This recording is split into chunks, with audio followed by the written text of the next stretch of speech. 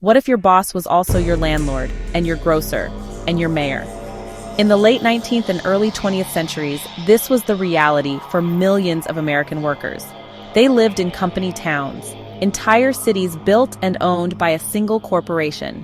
These towns promised a worker's paradise, but they often delivered a gilded cage, a system of total control that led to one of the most explosive labor conflicts in American history.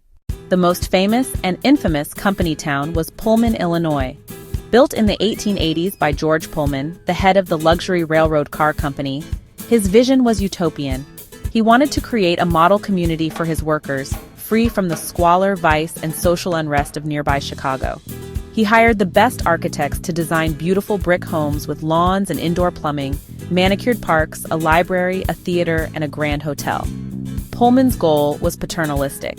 He believed a better environment would create a better, more sober, loyal, and productive workforce. But this corporate paternalism had a dark side. Pullman owned everything. He was a strict landlord with a long list of rules. No saloons were allowed. No town meetings could be held. Company inspectors could enter homes at any time to check for cleanliness. And no one could own their own home.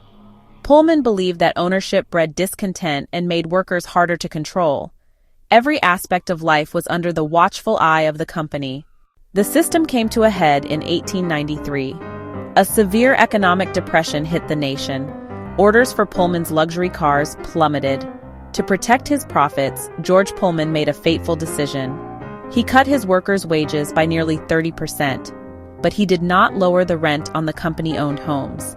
Since rent was automatically deducted from their paychecks, some workers took home just a few cents for a full day's labor.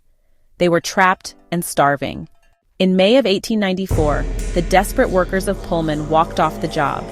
The American Railway Union, led by the charismatic Eugene V. Debs, joined in solidarity.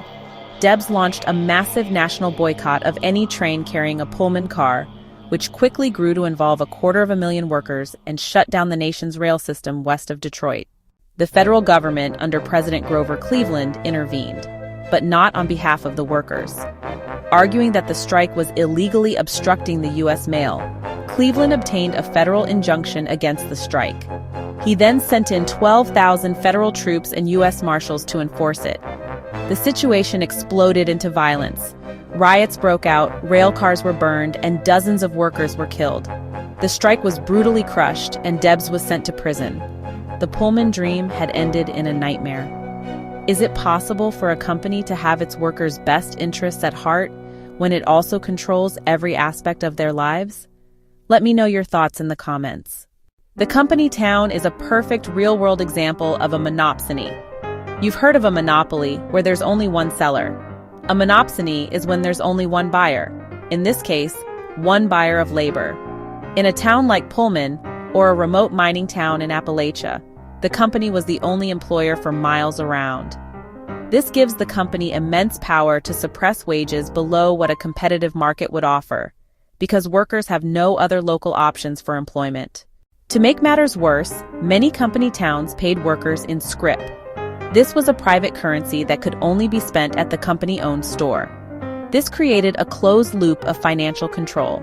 The company paid you in Scrip, and then you had to buy your food and supplies from the company store, which could charge inflated prices because there was no competition. Any debt you accumulated was owed back to your employer, trapping you in a cycle of dependency known as debt peonage. George Pullman claimed his town was a benevolent project, but financial records showed he designed it to earn a 6% profit on his investment. The utopia was a profit center. The workers were a captive market. The company town model shifts all economic risk to the worker. When the economy was good, Pullman profited. When it soured, he protected his capital by cutting wages, while his workers still had to pay the full, non-negotiable rent. Then, your life was controlled by a single industrial company that owned the physical town where you lived. Now, our lives are often dominated by a handful of giant tech companies that own the digital platforms where we work, shop, and communicate. The control is less visible, but the concentration of power in a single company store, like an app store, creates similar dynamics of dependency. The story of the company town reveals the inherent dangers of unchecked corporate power. When the line between employer and government is erased, the result isn't utopia, it's the loss of freedom.